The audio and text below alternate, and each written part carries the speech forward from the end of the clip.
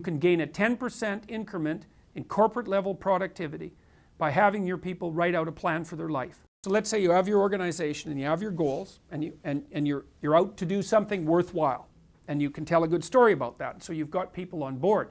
Now you really want to get people on board, and so now you've got two choices. You could tell people, go home and spend 4 or 5 hours and formulate a career plan about how you're going to contribute to this organization, okay?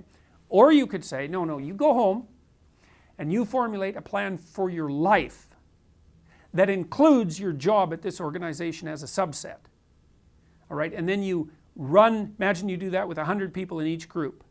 Then you run those people in a head-to-head competition for a year to see who's most productive. The answer? The people who formulated a plan for their life. They're 10% more productive. So you can gain a 10% increment in corporate level productivity by having your people write out a plan for their life. So, and that's part of the narrative issue. It's like what you want from your employees is, well, you want them to be doing something useful with their life that they're engaged in, because like if they can't do that for their life, what the hell makes you think they're going to do that for your organization?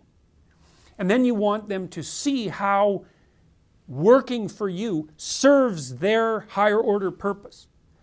And if it doesn't, because maybe they can't formulate that